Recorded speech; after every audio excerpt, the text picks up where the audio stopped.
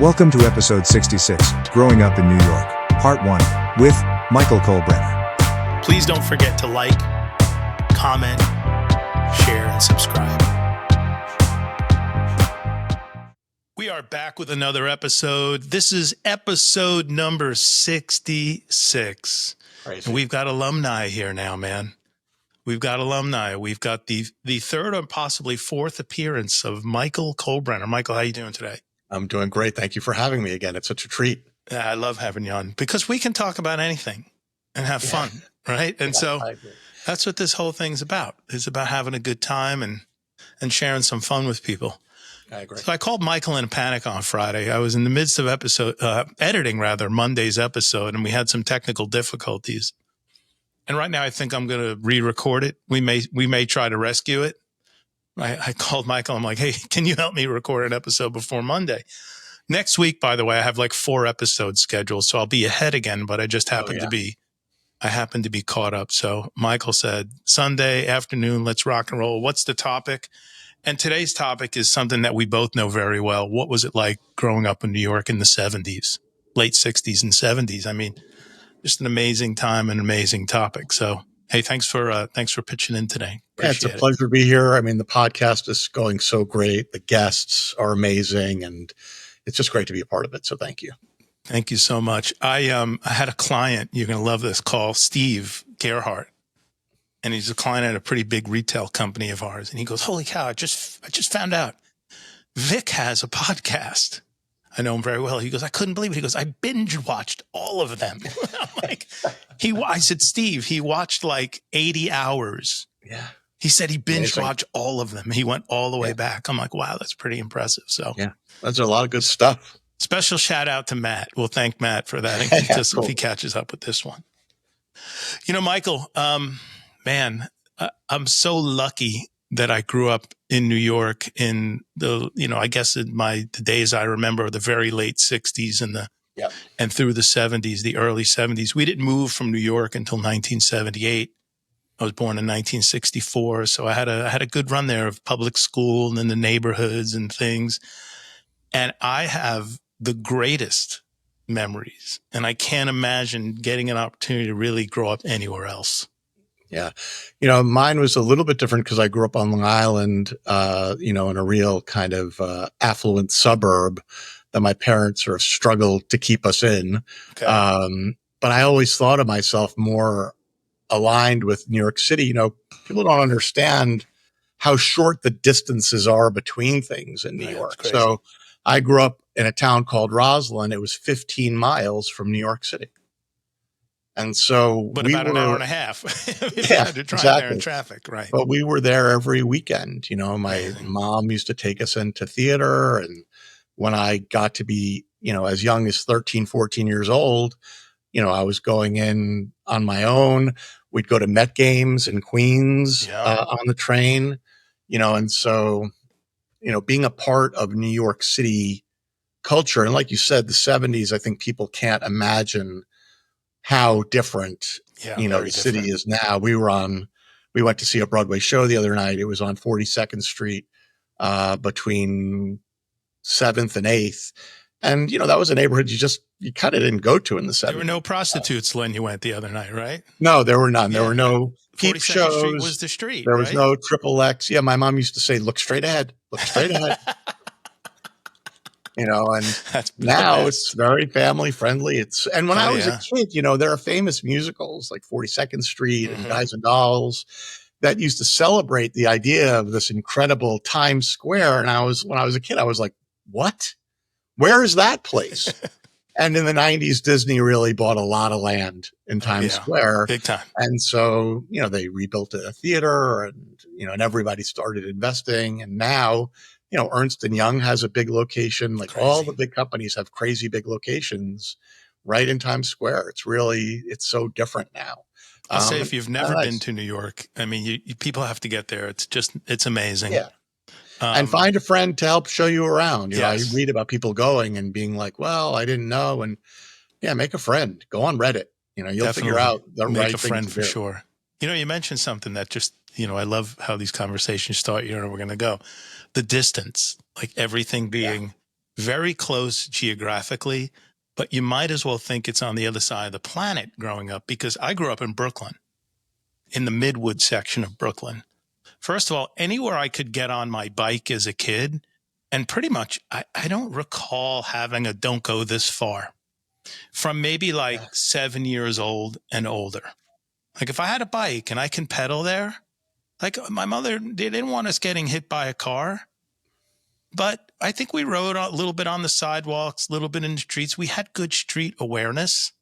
Yeah. And so, Michael, we used to like pedal from the Midwood section to Marine Park, you know, to Kings Plaza. That wasn't that. Now that felt like on the other side of the universe. Yeah. It might have been less than 4 miles. Yeah. Well, and also if you grew up in Brooklyn, you probably didn't ever go to Long Island or go to Queens very much, or the Bronx. Like we were very provincial. And my parents especially were like, they never went anywhere but their house on Long Island and Manhattan. Yeah. You know, when people say, and I love, there are a lot of TikTok memes when they ask athletes, you know, what does the city mean? Like they ask the basketball players, what does it mean when you're going to the city? That means Manhattan, right? And that's right. The other thing that people really, really can't get their head around is that Queens and Brooklyn are literally on Long Island. Geographically, they're part of Long Island. But don't call them Long Island. No. And then the other thing I really like, and I'm sure you remember this and remember even seeing the sign, but there was a famous sign going into Brooklyn that they showed at the beginning of Welcome Back, Kotter. Welcome Back, Kotter. You know how many times when that show started, that sign was stolen? Oh, is that right? Oh, it was famous for being stolen. Largest city in America. Used to come off the Verrazano Bridge. Right as you got on the Belt Parkway, boom, on the right side, that's where that sign was. Yeah. And when Welcome Back, Kotter hit, that sign was stolen. Every time they put it up, a week later, it's gone. A week later, it was gone, because that sign became iconic because of that television show. It's pretty incredible. For sure. Yeah, and the sense of Brooklyn being as big as it is. You know, now I live in Brooklyn, and you know, you drive for a half hour from where I live in either direction, you're kind of still in Brooklyn. Oh, yeah. You know, and I think that people don't realize that. I was also thinking about that recently. You know, like you said, if you grew up on a certain block, you know, while you went beyond that area, the couple of blocks around you were home. Those are your home base. You know, like you could tell when you got, you know, to your home base. And, you know, the other thing that I don't know if you remember this, but in the 70s, Channel 5 used to run a commercial. It's 10 p.m. Do you know where your children are? Yeah. It's 10 p.m. Yeah. It's 10 p.m. Do you know where your children are? That's why when they say like Gen X will live forever, this is why, because our parents didn't know where we are at 10 p.m. They needed a reminder to check to see if we were home, you know? Michael, you pull out another amazing nugget. You say, hey, you live in this little microcosm of your community. Do you remember block parties? Yeah, totally. Okay, so I lived on East 14th Street between O and P. Well, we didn't have a lot of people that like to have block parties. We might have put 1 or 2 together. Some people put together a block party that was incredible. The whole block was shut down. You had to file a permit. Cars got moved off the street, and you brought in the trucks with the rides. The half moon, the little spinny guy, like all the stuff. Totally. The ice cream man came up and down. People had tables set up in the street. It was a block party. Got decorated with some flags and whatnot. But you didn't go to the block party around the corner. That wasn't your block, you know? So when you talk about, like, if East 13th Street between O and P had a block party, that's not ours. East 14th Street had a block party. Yeah. And I remember, let me see. I was at 14th, 15th, East 15th Street between N and O. That freaking street had the best block parties. I mean, it looked like a fair. It was people, but you know what the difference was? My block had 1, 2, 3, 4 apartment buildings on it, and the rest what we called back then private homes, 1 and 2 family, mostly 3-story, 1 family, very big. Yeah. East 15th between N and O, no apartment buildings. All homes. So there was a bigger, it's weird, in the buildings, even though there were 64 families in my building, everybody kind of did their own thing. Yeah. We knew a lot of people. We didn't know everybody. That was our little, like, sort of sub-community. But you And that's the also, other thing about Brooklyn that oh people yeah, don't realize is that like you drive out to parts of Midwood or yeah, wherever, and there are single family homes oh that yeah, look like, neighborhoods and, and essentially what looks like a small town, but it's yeah, part of Brooklyn. I mean, I told you that yesterday I went to Coney Island, which I never did as a kid. We went out to Jones Beach, but yeah.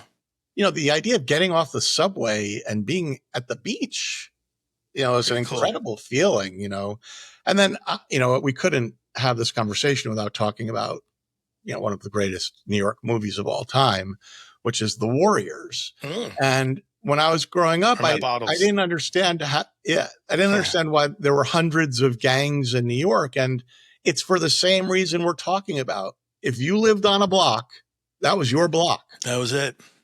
And so there was a gang, and I don't mean violent or whatever, for good or A bad. Like click. there was a Yeah. clique of people who ran the block. And it's still a little bit like that, but it's just I think people lose sight that on a block where I live, in Crown Heights, there are more people on this block than, almost anywhere, right, in America. I mean, the It's a density lot. is just crazy. And so it's just interesting how in some ways New York gets very small. You only know this kind of one spot. And also you may or may not know your neighbors. But the one thing I want you to talk about though, because I think it's a really good view of the 70s is your relatives shouting down to you on the street, Oh, the best. because that is such a New York thing. Well, the big New York thing was, and it's so funny, like my dad did it and then I did it. My mother never really found interest in it, but we lived on the 5th floor. Okay. 6-story apartment building. A thing was you open up your window and you put your arm on the edge and you look around and you just looked. You were waiting to see what's going on down the street, right? And you just looked around. Well, two things come from that. One, first and foremost, is if I were outside playing stickball in the street or hanging out with my friends, we played roller hockey in the street. We played stickball. We played all kinds of games at night. The ice cream man comes down the street. I wasn't carrying money. I'd want ice Yeah. cream. I'd need a quarter. I'd need 35 cents. And I would just yell, Mom, 5 stories down. Hello, Mom. Right. And they'd be like, open up. I need money for ice cream. This straight out of an Eddie Murphy skit, Totally. Yeah. deal. And, my mother would take 35 cents, put it in a napkin, crumble it up real tight, put it in a Dixie cup, crumble that real tight. Oh, great. Whack, hit the floor, right? Pick it up. Thank you. It was great. But there was a time, I think the story you're looking for is when my dad and my brother built a Heathkit radio. You buy all the parts and you put all the transistors together and you dial in, and they were picking up some shit, dude. I mean, this was just like, getting skip on AM from like other states and whatnot. And I happened to be outside with my Star Trek walkie-talkies. And I just found them recently, by the way. I wish I had thought about it. But I knew they were upstairs playing with the radio because it was fresh. The thing was final, like maybe the night before, and they were trying to see what they can dial in. And I downstairs whip out the walkie-talkie. Yeah, if you can hear me, send me down 35 cents for ice cream. If you can hear me, that there. And my father tells a story like he's going through the dial, and all of a sudden he hears, "Hey, here's my little voice." And then my brother like, "Holy shit, I think that's Vicky's on the radio." And next thing you know, dude, no acknowledgement except the window opens and the cup comes flying out the window. And it was like a hero's moment. It was unbelievable. But those little things, it was great. You think about how easy communication is now. Mm-hmm. And then, text somebody, whatever. You got in touch with somebody, almost by accident, and you're like, oh my God, I'll tell you 2 funny stories in one. You're going to love this. Son of Sam, right? Yeah. I was living in Brooklyn during the Son of Sam era, and it was, front page of the papers and all this stuff. I was little, I was a little kid. I probably was. And we all watched the local news. Oh yeah, you all watched the local news, pumped up. Yeah, another murder, Son of Sam, serial killer, like freaking out. And so it didn't stop me from staying out late at night, but I'd be real nervous going back to the building in the dark, going in the building, getting in the elevator, going up to the 5th floor. And one day I walk into the apartment And I'm like practically sweating. My father's like, "You're all out of breath. What's going on?" And I told him, I practically broke down in tears. Like, I'm so afraid, the son of Sam, What's the first thing he says to me is, "That's nowhere near here." It's like, we're in Brooklyn. This is going on in Brooklyn.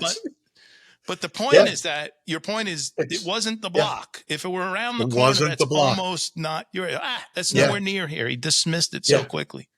And then I couldn't get a hold of myself. And I remember this vividly. And he goes, "Are you kissing girls outside that I don't know about in cars?"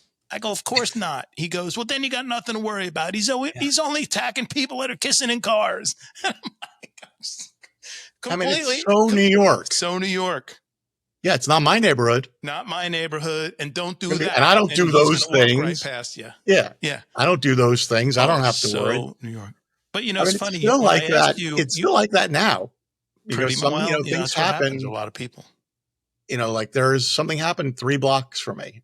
That's not my neighborhood. Yeah. It's too close for me. I mean, stuff happens here, in Dallas or wherever. And I'm like, that feels close all of a sudden. Yeah. I don't know why. Maybe it's just proximity. I mean, listen, you're in Brooklyn. Yeah. I'm in the Dallas area, Texas right now, South Lake, and we're doing this. And it feels like you're on the other side of the table. So totally. This kind of thing brings it together. Hey, how about nicknames of people? The greatest. I mean, come on. I don't think there were nicknames that came out of any other territory, region, state, era than 50s, 60s, 70s nicknames of people. You have any you remember? I think especially in Brooklyn. Oh, or absolutely. Brooklyn, in the 5 boroughs, probably. Mm-hmm. I mean, I didn't have that much of that where I grew up, but I got a little bit of it, coming into the city and going places. But what are the ones that you remember? Oh, well, one of the guys, Bootsy. Remember Boots? Fixed my refrigerator in Flemington, still at it? Yeah, absolutely. Yeah. Boots, his name was, and I'm going to send this episode to him. He's still alive. He lives in Florida. Unbelievable. Amazing guy. He was always the greatest, still is. But he drove a bus for the city. That was his day gig, and he had a side hustle fixing appliances. Yeah. And I was getting ready to sell a house in Flemington, and my dad happens to call me, and I'm standing in Best Buy in New Jersey. "What are you doing?" I said, "You believe this? A month away from selling this house. It's under contract. It's sold, refrigerator toasted. But hey, it's old. It's, 2001. This house was built in 97. I just bought a fridge for like $1,100. It's going to be perfect." "Oh, what are you wasting your money? I'm going to come over tomorrow with Bootsy." And so he goes, "Do me a favor. Tell them to hold that. Just give me 24 hours. Tell them to hold that. Don't do it. Bootsy can fix it. Bootsy can fix it." So Bootsy fixed it. Of course. Needed a part. I think the part was $40. Yeah. And I used the internet. That's to a get skill. The part. That's like a lost skill. Oh, yeah, totally. But Bootsy was famous. He always had extra screws at the end of the job. What's that? Bootsy, there are 4 extra screws. The back only needs 2. It only needs 2. You don't need 6 screws back. And there were a lot of ironic nicknames. Like when I moved to the city when I graduated college, there was a bar that I went to, kind of like I think they'd probably call it Nomad now, or Chelsea, but and the bouncer there was a gigantic guy whose nickname was Tiny. Tiny, yeah, very common. Those were a dime a dozen. And I mean, they're just always the 90s. In some ways, the early 90s really still resembled what we grew up in when I lived in Manhattan. Like I lived at 27th Street and Lexington Avenue, which is kind of Little India. Okay. There used to be a lot of transient hotels there. And so there was a lot of prostitution there on the streets late at night. And there was literally a pimp who was outside my building in a fantastic powder blue suit with a hat and a Cadillac. And I was like, this is unbelievable. And when I'd walk home late at night, the ladies would be like, "Hey, do you want a date?" And I would say, "I do." but I don't think it's going to work out between us, much as I think this is a great idea, Yeah. but it's, those things, and Manhattan has changed a lot. That whole area is now residential, and, there's no more transient hotels there. And, I think we all miss a little bit of the edge of New York that kind of made it colorful. Food. Yeah. Food Well, from all over the world. Yeah. In Queens, there's like one block that has 134 different restaurant ethnic types. Oh my gosh. That's beautiful. Queens has just exploded. The food scene there, you can get something from everywhere there. Oh, that's amazing. That is really good. We went to Flushing and ate a lot of great Chinese food, but there's really, there's a famous chef and personality, Action Bronson. Is that his name? Yeah. Oh, I remember that. Yeah. Anyway, and rapper. But he's always sort of celebrating the Queens food scene. That's amazing. The other great thing is currently there's a New York City Democratic primary. Okay. So they asked everybody what their favorite breakfast sandwich was. And there's only one answer. The answer is a bacon, egg, and cheese. Yeah. Okay. And you can say bacon, egg, and cheese, salt, pepper, ketchup, but you better say it in the right order. Yeah. And on a roll, on a bagel, you could argue. It's got to be on a roll. I agree. Got to be on a roll. A bagel's too messy. Poppy Anyway, seed. they asked Cuomo, and he said, I like a cheese, egg, and bacon. Oh, he's done. He's not getting elected. And I like it on a muffin, Well, on an English muffin. He likes McDonald's. And I'd like to take the bacon off. Oh. And people are like, who's this guy? Yeah, who's this guy? He doesn't even live in New York. Yeah, he's not from here. He's the only Italian from Kansas. Yeah. Well, also famously, the last mayor, not Adams, but the guy before, whose name is escaping me right now, he was campaigning, and he went to Brooklyn and ate pizza with a knife and fork. Yeah, no, he's and toast. People were like, whoa, you can't be our mayor if you eat pizza with a knife and fork. And I just saw this other great thing, another podcast, the Pod Save America guys. John Lovett was talking to the current Democratic primary candidate, Zohan Mamdani. I might have pronounced his first name wrong. And they asked him his bagel order, and he said that he likes chive cream cheese on a toasted bagel. Now, this is a pet peeve of mine. Also, the guy from Pod Save America, toasted? Yeah. It was That's baked right there when they were stale. Right. It was a last resort. He said it's not like an Entenmann's bag of frozen bagels. That's right. We just cooked it. It just came out of the oven. Why are you cooking it again? But that is like a really common thing now that people do. But it's like old school, you'd be like. And the other thing that I really like is, and this has mostly disappeared, is you used to be able to order a regular coffee, which was milk and 2 sugars. Okay. Regular. Oh, yeah, regular. Regular. That's right. Regular coffee. That's right. How do you want it? Regular. Yeah. Regular. I got another nickname for you. Yeah. You might have never heard of this guy. And after all the years of our friendship, I'm surprised. Ever tell you about Lefty? No. That's a great nickname, though. Carl Eglowitz. Yeah. Okay. Lefty. So my father, for my whole life, my father always had a white collar primary job. Yeah. My father's a blue collar guy. He fixed anything and everything. He can build anything and everything, from automotive to electronics to electricity. I mean, he was handy would be an understatement. Okay. Yeah. So because he loved cars, he had a side hustle on Saturdays where he worked at a Getty gas station fixing cars. Amazing. He made $25 for the Saturday. And whatever jobs came in, this is early 70s. And, but my father, the exchange was, I now have access to a garage. So if something happens with one of my cars, I got a lift, I got a place to work on them.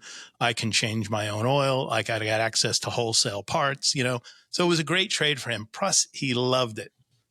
Lefty was the guy who was the main guy there who sort of like looked after the place, and he pumped the gas.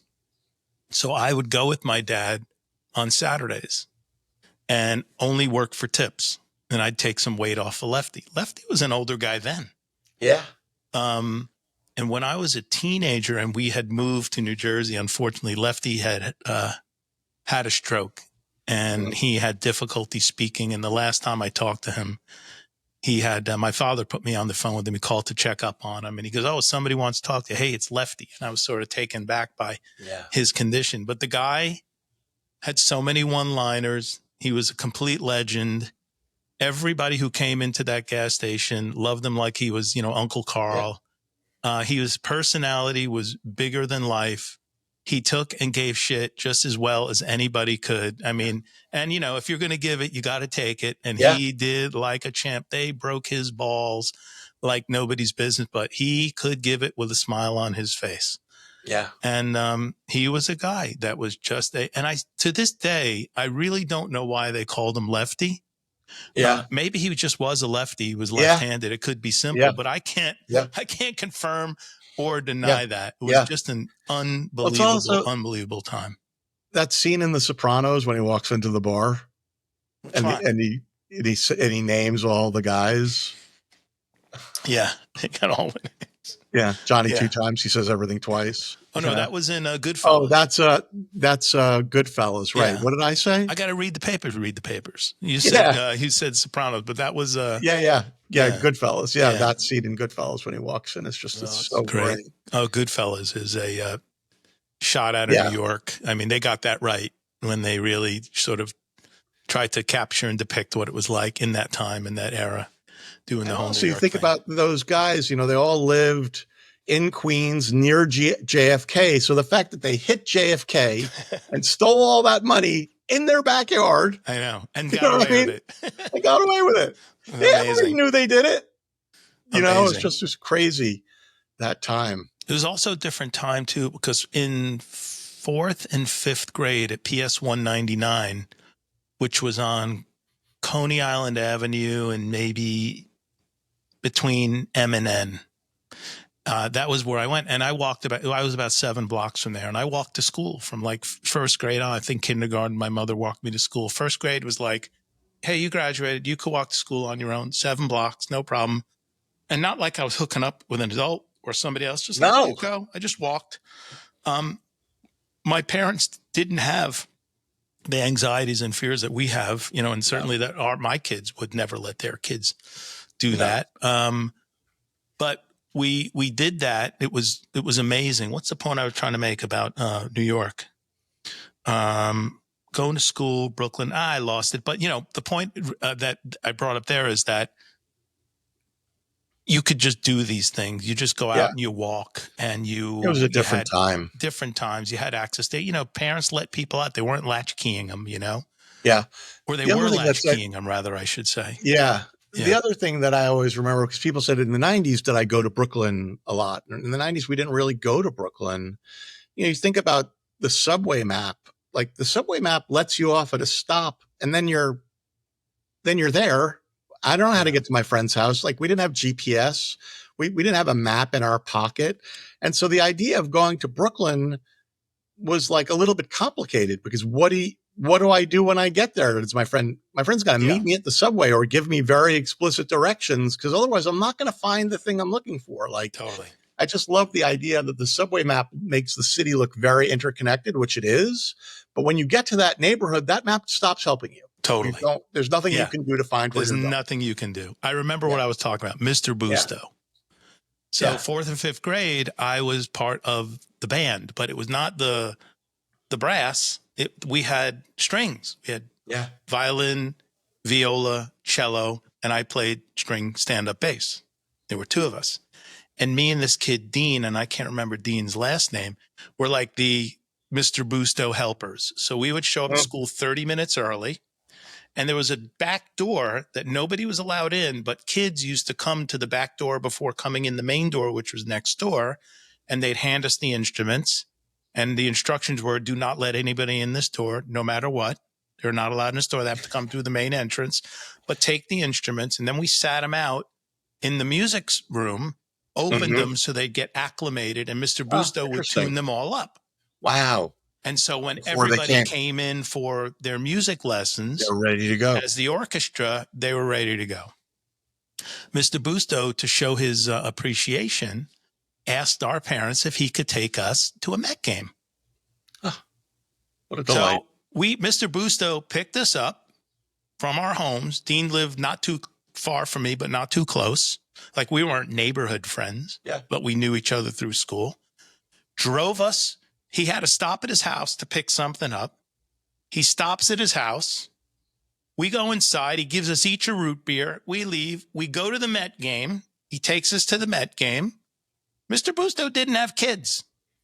Today, like if you try to sign up to help kids and you're just a good guy wanting to do stuff, like stay away. Like it's icky. Yeah. Like they don't do it. Actually happened to my brother. My brother wanted to coach youth basketball before he was married. They loved him. They thought he was amazing until they found out he didn't have kids. Then I'm sorry, can't do it. Can't do it. Yeah. And so he got us home and we were in one piece and everything was fine. It was a great day, but we went to the Mets and then back when Rusty Staub was playing. Yeah, amazing. Yeah. I have a friend who tells stories like that, just being dragged through New York by older brothers or older aunts. And, you know, same as when my mom would just sort of take us and we would just go through, you know, we'd go to the city and walk around and see the tree at Rockefeller Center. And, you know, we were just sort of always going in. It was just sort of a magical place, even despite it being like the 70s, it being needing a rescue and it being so controversial at that time. I think a lot of times when I look back at that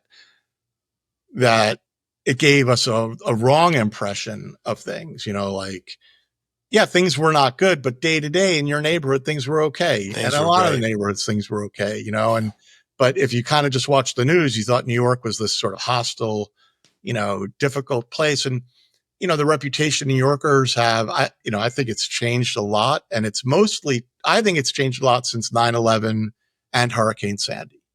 I think those two events made New Yorkers think to themselves, we are in it together. And so when I had certainly 9/11. Yeah. And I think Hurricane Sandy did that to a lot of folks because all you had was each other. I want to ask you a lightning round of questions. I already know the answers, but I want everybody to know them, and I want your response quickly. Mets or Yankees? Come on, man. I'm a Mets fan. Say and hey. also, let's not right. Okay. There's only one answer. Rangers or Islanders? Rangers. All right. Yeah. I grew up on Long Island too. So our friend group was at odds with each other. And so we'd watch the games together and wrestle and fight. And when I was growing up, the Islanders won 3 or 4 Stanley Cups in a row, 79, 80, 81, and 82, I think. And so the Islanders and the Rangers never won. And so we were just teased mercilessly, but you know. Knicks or Nets? Knicks, you know, that Nets team can't find a home. You know, when I was growing up, they started on Long Island. Yeah. And Dr. And J they went to Jersey, on Long right? Island. Then they went to Jersey. I took my kids to see them in Jersey when we both lived in Jersey. And now they're in Brooklyn. It's a nice home, but they can't figure it out. Yeah. Maybe someday. Yeah. We idolized the Rangers as kids. Yeah, totally. You know, it was just unbelievable. I was a Mets fan, and my neighborhood was mixed, Mets and Yankees. Yeah. I mean, it was I always thought the Long Island was more Yankees than Mets, but the more I meet people who live, I'd say Queens and out toward the island, I'm coming across a lot like Don's wife, Mets. Yeah, they're Mets fans. I mean, it's a little bit what their parents were. Yeah. If they were Dodgers or Giants fans, they likely became Mets fans. Right. And then with Shea being on Long Island and Queens, you know, I think that. And then, you know, Jets, Giants, you see a lot of Mets, Jets because they played in the same place. You got to my last one, Jets or Giants. Yeah. I'm a Giant fan, which is what a relief because the Jets, oof, it's a rough one. That's a rough road. Favorite pizza for those people. There's a guy, he just opened in my neighborhood. It's called The Floor. It's on Classen and Sterling. And this guy, he's doing great work. But there's so much good pizza in New York. You know, what's interesting is there's trendy kind of TikTok pizza like Lindustry in Williamsburg and now in the West Village and Locali and Carroll Gardens or Cobble Hill. I can't remember what. There are all these like really like famous ones. And the pizza's unbelievable there. But also there are neighborhood places. Yeah. And it's not, look, that slice is not as good as those places, but it's a New York slice. Yeah. Well, if you give me a New York slice and you ask me, I'll say any one of them. Yeah. Yeah, absolutely. Because when you move away from the Northeast, you forget how good the pizza really is. And I didn't realize how much I love pizza until I left. Forget about it. I mean, exactly. Yeah. It's my incredible. next tattoo is going to be, like a mom tattoo with a heart. Yeah, you can put a slice in the Except middle. it's going to say pizza. That's happening. That's a good one. Hey man, let's. I like the thread here. I would like to do a couple episodes in a series, shorties like this. Yeah, great. You open for that? Because there's a lot more. There's course. a bunch of topics. I'm going to write some things down. I'll trade some notes with you. But Yeah, today was fantastic, and we'll call this part 1. and everybody should come to New York. I'm in Brooklyn. Yeah. If you want to come, I'll take you for pizza. We might even go to a Met game. Like, I'm ready to go. I love showing people New York. We're going to post his Instagram handle and his social media stuff on this. And, and my home address. Yeah, why not? We'll put your number in the description section. Social security number 178-43. You know. Yeah. So All awesome. right, brother. Thanks so much, man. Have a great day today. Please don't forget to like, comment, share, and subscribe.